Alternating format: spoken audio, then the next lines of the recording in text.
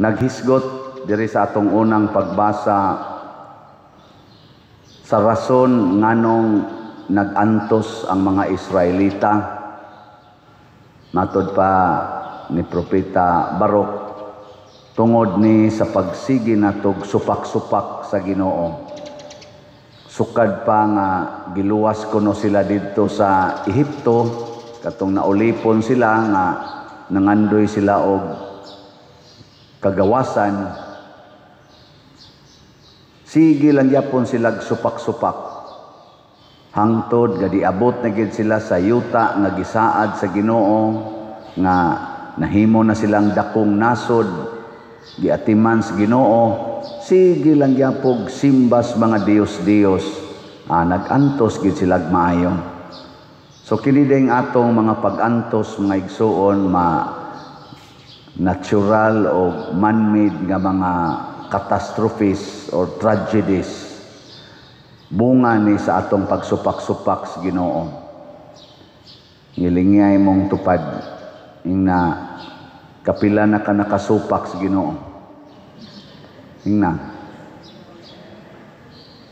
Oo, sa ginagmay o dinagkong paagi, daghantag mga supak-supak sa Ginoo. O unsa may resulta, mag-antos ta. Munang niingon si Kristo diri sa atong ebanghelyo, pagka makalilisang sa mahitabo nimo Corazin, Bethsaida, Capernaum, ngano man gitagaan tamog timaan nga ako nagmahal ninyo, naghimo kog daghang mga milagro. Nya karon gasige mo buhat og mga dautan, wa mo maghinulsol sa inyong mga sala. Pulos magitasadaan mga igsoon. Ako apil na ng mga obispo, lahos ngadto sa Santo Papa, naasad mi mga sala. Kamusan nanimba dinhi, utro sad mo mga sadaan. Ang atong mga politicians, gikan sa presidente hangtod sa kinagamyag ranggos barangay, mga sadaan sad na. Dili man na siya babag aron ang Ginoo mo bukbo sa iyang grasya nato. Ang naka problema lang kung dili na ta maghinulsol. Gilingian sa imong tupad ing na kanus-aman ka maghinulsol. Unsa man ang hinulsol, kana bang mobiya na ta sa sala, kana bang moila na ta nga ang sala maogi maghatag og dakong kadaot sa atong kinabuhi.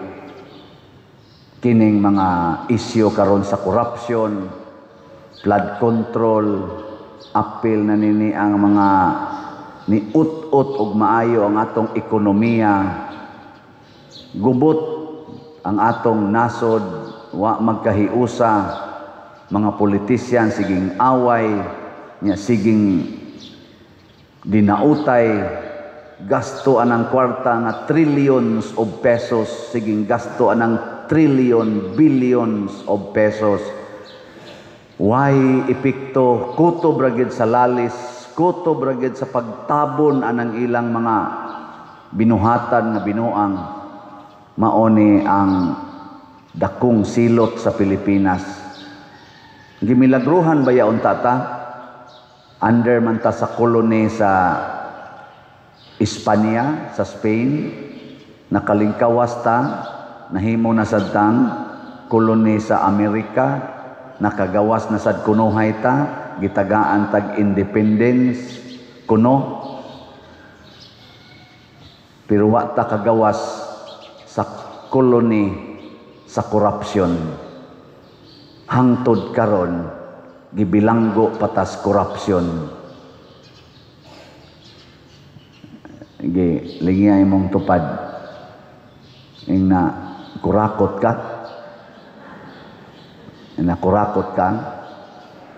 ing na ba?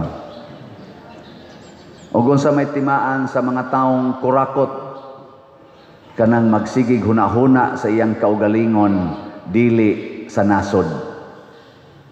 Kana bang ang hunahunaon ang iyag yung kaugalingon, dili ang nasod. Pila man ninyo dinhi ang naghunahuna gyud kamong nanimba sa kaayuhan sa simbahan dili sa imong kaugalingon. Taas ang kamot.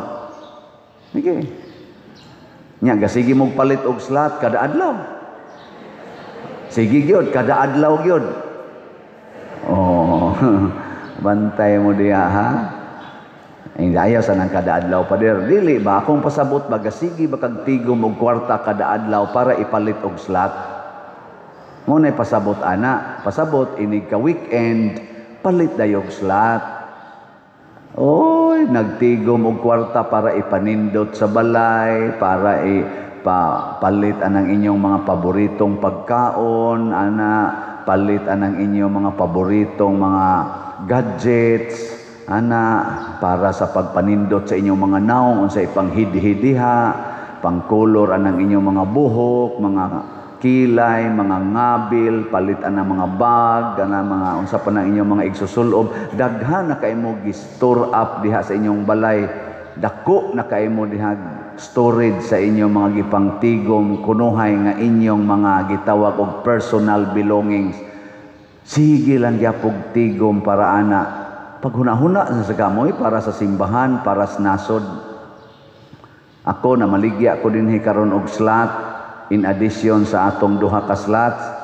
Unsa gito nga slot akong gibaligya para sa mga biktima sa linog? Divine Powerful Response, DPR. Unya ato ning isigig baligya tag 100 pesos per slot, nya isigi ni natog remit og kinsay atong matagaan ani para didto. So as of yesterday, niabot nag 510 ka slots ang atong halin sa DPR. Atong pakpakan ang namalit. Unya kinini ang padayon tagpalit og DPR. Karong adlaw mangumpra na ang akong mga batch sa 1987, active maning among 1987 batch sa college. So doon na dito'y lugar sa Bugo o dito dapit sa northern nga Tabangan. Nagtampo-tampo mi, ako na lang sang gitampo ang lugar dinhi sa ato. 20,000 tong atong gitampo dito nila para ipamalit og mga goods para i-remit dito. Nya mangita patag sure ball nga karimitan aning ato pang additional nga nakolekta. Magsige tag padayon ani hangtod nga relax na ang ato mga kaigsuonan diha sa Northern Cebu, northern part of Visayas. Nya ang ato sad nga grace nga slot niabot nag 64,810 ang atong halin ka slots. Niya napay 635,190 ka slots nga available nga tag 100 pesos per slot. Ato sa ning padayonon kay ato ning ibayad atong wala pa mahurot og bayad nga obligasyon sa atong unang project dito sa previous parish nga akong na-assignan. Part man to sa atong project gihapon. Daasa ni 70 slot challenge nga tag 7,000 per challenge, 212 na ang atong nadawat nga challenges. Nya ang atong PPSC para sa atong mga projects dinhi sa atong simbahan niabot nag 30,630 ka slots ang atong halin, 69,370 pa ka slots ang available nga tag 100 pesos per slot.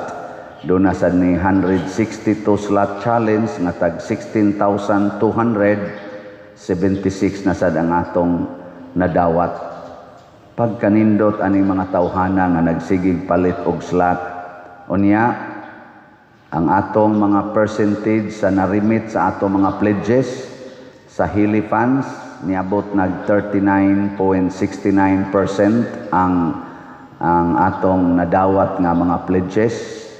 Ang ato sad nga pledges sa kneelers 39.29% na ang atong nadawat nya sa pledges sa katong mga lingkuranan nga 13 kabuok nga atong idugang 26.57% na ang atong nadawat.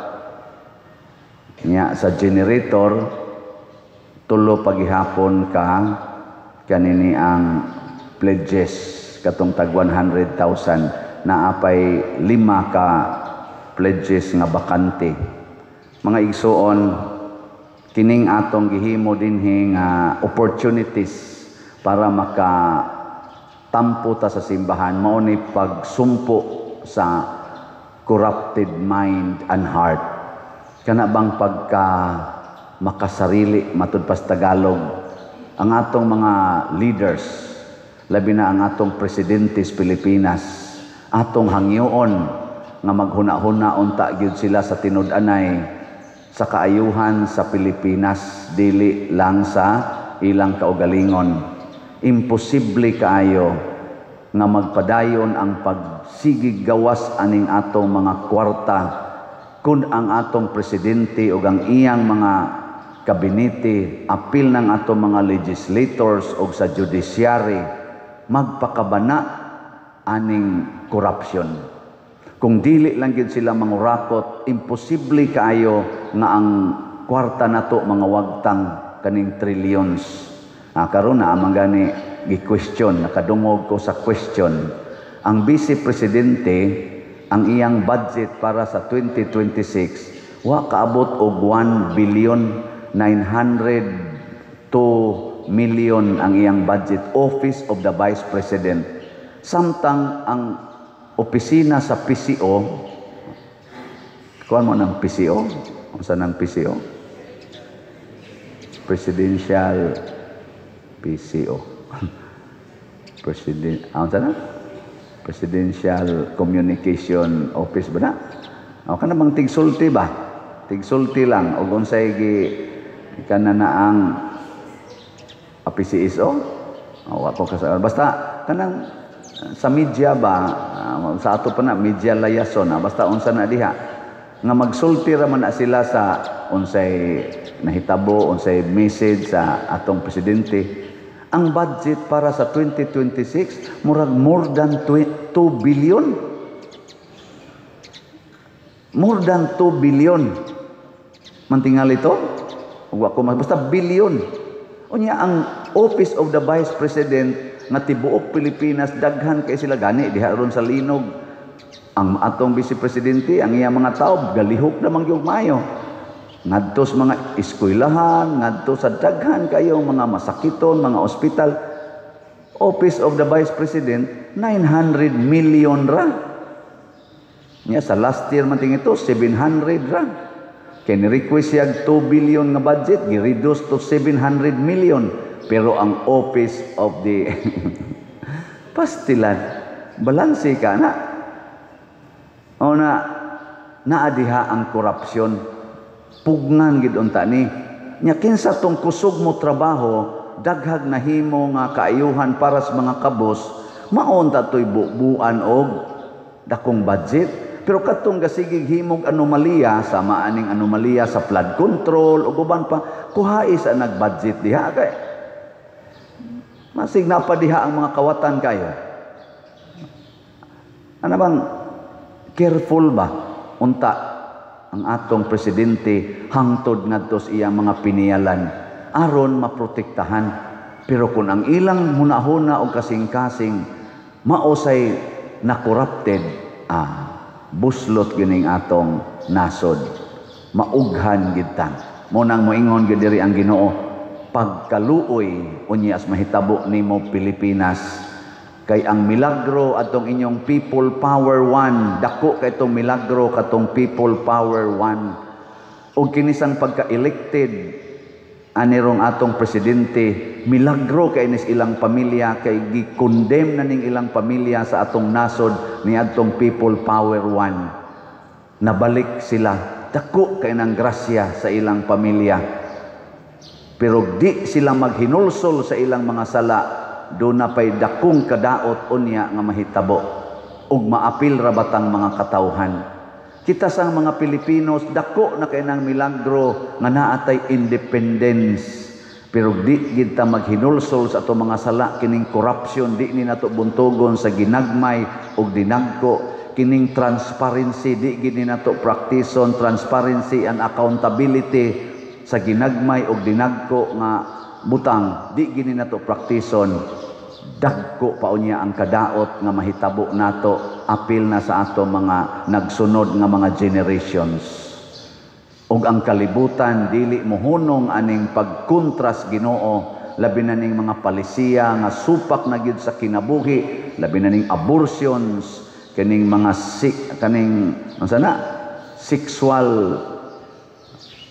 mga sala nga ning laganap nagmaayos tibok kalibutan. Di kita maghinulsol ani, dako unya kaing kadaot nga mahitabo nato, gisulti na nas Ginoo ug di gyud siya mamakak. Mao na mudangop tas mahal nga Birhen Maria, ang atong mahal nga Birhen Maria sa pilar, lig-onon unta taniya like a pillar, muratag haligi nga lig-on, aron matuman ang atong gihangyo diri sa atong tubag sa Salmo nga nag-ingon, tungod sa himaya sa imong ngalan o Ginoo luwasa kami. Himayaon nato ang ngalan sa Ginoo, dili ang ngalan sa atong kaugalingon o kaha ang ngalan sa politicians. Lingay mong tupad na bahalag wa ko'y kaon, sabat nako ida bahalag wa ko'y kaon, basta ang slot ako lang paliton. Ina